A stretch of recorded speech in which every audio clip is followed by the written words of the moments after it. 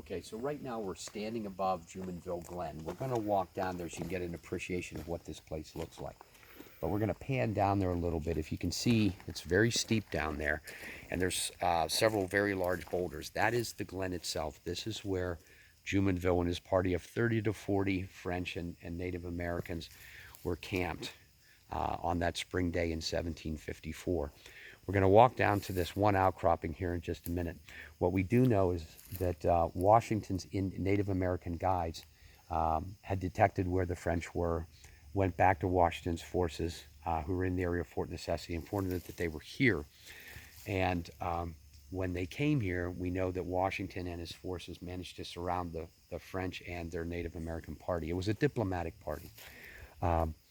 We know that some of the troops were up here on this outcropping. We're going to walk up there, but basically there were also forces beyond that bottom of the Glen, up that steep hill on the other side. So there's really nowhere for the French to go. It was pretty clear that they weren't expecting to meet anybody here because they probably would have chosen a much more tactically suitable place to camp. So we're going to walk down to this area here. Just be careful here.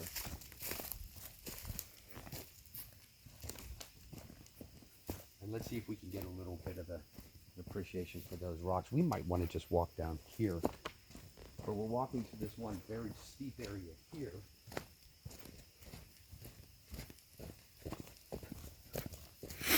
And basically, right up to here, it drops straight down. Don't get too close to this here.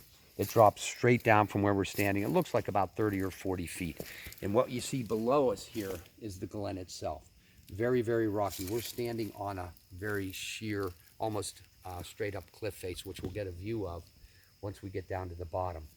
But a good portion of Washington's party would have been here. Now, there's a lot of conflicting reports as to who fired the first shot.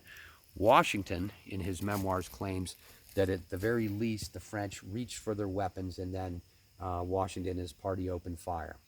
The French version, of course, was different. There was only one Frenchman who escaped this ambush, and his testimony was that, in fact, George Washington's party fired first, which I suspect to be the case. But again, this is a very important spot. This is where, in the spring